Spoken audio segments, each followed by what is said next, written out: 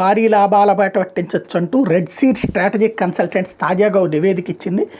Computer పాడైపోతే cell phone పూర్తిగా పనిచేయకపోతే టీవీలు, ఫ్రిడ్జ్లు, వాషింగ్ మిషన్లు, మిక్సీలు, ఏసీలు వంటివి రిపేర్ చేయడానికి వీల్లేనంతగా చెడిపోతే అవన్నీ ఏమైతే మన వీధిలోకి వచ్చే పాత సామాన్లు కొనే వ్యక్తికి నామమాత్రపు ధరకి ఇచ్చేస్తాం, లేదా బయట చెత్త కుప్పలో పడేస్తుంటాం. బయట పడేసిన వాటిని కూడా కొంతమంది సేకరించి స్క్రాప్ వ్యాపారికి విక్రయిస్తుంటారు. చూడటానికి ఇదంతా చాలా చిన్న విషయంగా కనిపిస్తుంది, కానీ దేశవ్యాప్తంగా వచ్చే ఈ వ్యర్థాలతో ఏటా $6 బిలియన్ వ్యాపారం చేసేందుకు అవకాశం ఉందని రెడ్ సీడ్ స్ట్రాటజీస్ కన్సల్టెంట్ తన తాజా నివేదికలో వెల్లడించింది. పనిచేయని ఎలక్ట్రానిక్ పరికరాలను రీసైక్లింగ్ యూనిట్కి తరలించి తిరిగి ఉపయోగించుకునేలా చేయడం ద్వారా పెద్ద ఎత్తున వ్యాపారం చేయడంతో పాటు ఏటా 0.75 మిలియన్ టన్నుల ఈ వ్యర్థాలు భూమిని, వాతావరణాన్ని దెబ్బతీయకుండా అడ్డుకోవచ్చని తెలిపింది. దేశంలో సౌర విద్యుత్ ప్రాజెక్టుల నుంచి వచ్చే వ్యర్థాలు భారీగా పెరుగుతున్నాయి.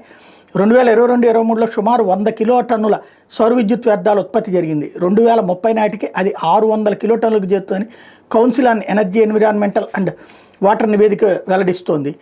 ప్రస్తుతం చైనా, అమెరికా తర్వాత ప్రపంచంలో 3వ అతిపెద్ద ఈ వేస్ట్ ఉత్పత్తిదారుగా మన దేశం ఉంది. పట్టణీకరణ పెరుగుతున్న పట్టణీకరణ ఒకవైపు పెరుగుతున్న ఆదాయాల కారణంగా 2014 2 మిలియన్ మెట్రిక్ టన్నుల ఎంఎంటీ ఉన్న ఈ వ్యర్థాల ఉత్పత్తి 2024 నాటికి 3.8 ఎంఎంటీలకు చేరింది.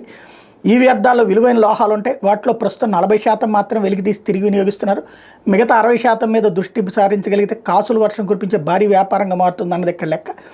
అధికారిక రీసైక్లింగ్ నెట్వర్క్ను బలోపేతం చేయడం వల్ల మన దేశం మెటల్ దిగుమతులని $1.7 బిలియన్ వరకు తగ్గించవచ్చు అన్నటువంటిది ఇంకొక లెక్క.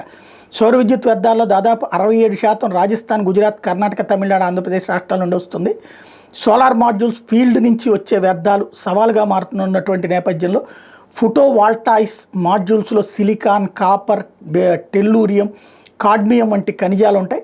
2030 నాటికి మన దేశంలో ఇప్పుడున్న సౌర విద్యుత్ ప్రాజెక్టు నుంచి సుమారు 340 కిలో టన్నుల వ్యర్థాలు రావచ్చని అంచనా వేస్తున్నారు. 340 కిలో టన్నుల్లో 10 టన్నుల సిలికాన్, 18 టన్నుల వెండి, 16 టన్నుల కాడ్మియం, టెల్లూరియం ఉంటాయి. రసాయన ప్రక్రియల సహాయంతో రీసైక్లింగ్ చేస్తే వెండి, సిలికాన్ని తిరిగి పొందొచ్చు అన్నది రెడ్ సీడ్ స్ట్రాటజీస్ కన్సల్టెంట్స్ చెప్తున్నటువంటి నివేదిక.